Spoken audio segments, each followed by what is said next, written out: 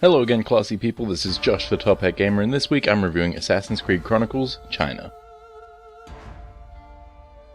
Since the series' inception and the advent of history-jumping adventures dawned on us, fans of the Assassin's Creed games have rallied for an Asian backdrop for their acrobatic murdering. Does this 2D spin-off do the concept justice? And how well does the core gameplay of Assassin's Creed translate to the new gameplay style? Let's find out. Set in China in 1526, Assassin's Creed Chronicles China follows the story of Xiao Jun, the last remaining assassin of the Chinese Brotherhood. After returning from her training with Ezio Auditore, Xiao Jun tracks down and hunts the Templar agents that destroyed her Brotherhood. The plot works as a way of giving players surprisingly varied locations to stalk your enemies in, but none of the characters feel very fleshed out. Xiao Jun is driven by revenge, but doesn't seem to have any other notable character traits to contrast against. None of the villains are particularly well explored either. You just get the standard Templar piece through control speech and continue on with your day. It's not particularly interesting. AC Chronicles China is surprisingly visually striking, and while the game isn't as technically pretty as the bigger main series games, there are some very neat, ink-like effects that punctuate your every move. Running, jumping, and killing actions are all accompanied by this particular visual flair, and it's probably the most memorable aspect of the game to me. These little bits of visual flair are reminiscent of the art style used in the stills for the game's cutscenes. They look nice, and the minimal animation on these keep them from feeling lifeless. Conversely, most character models are pretty devoid of detail. This is most notable when you're faced with your main assassination targets who lack any real defining features of character. The game's sound design gets the job done, and while the soundtrack fits its Eastern setting perfectly, there's no particularly memorable themes.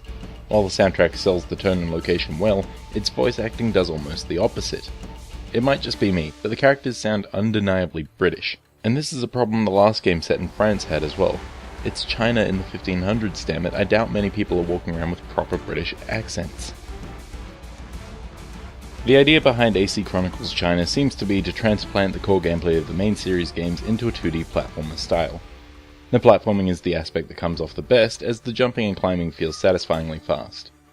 These mechanics shine most in time-based escape sequences where speed is key, and the platforming is pushed to the foreground.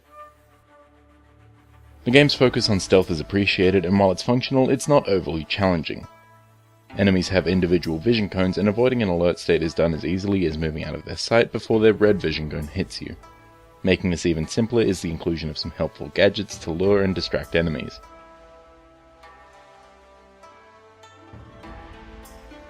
The abundance of hiding spots and the eventual ability to dash between spots ensures that the game is made almost laughably easy, until you have to fight face to face, that is.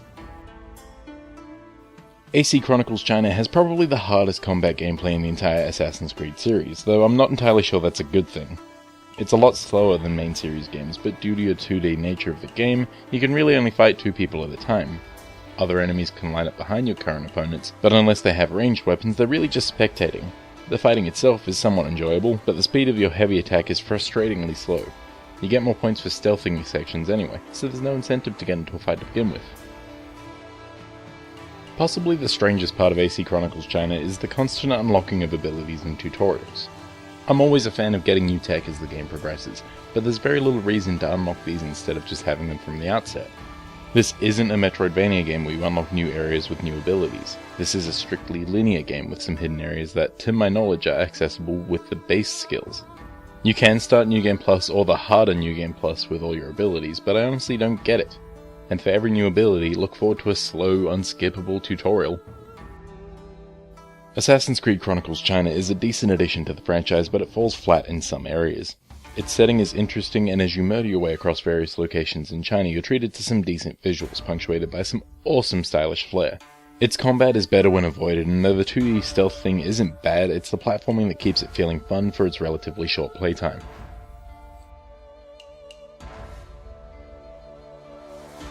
Assassin's Creed Chronicles China gets the Top Hat Gamer rating of good.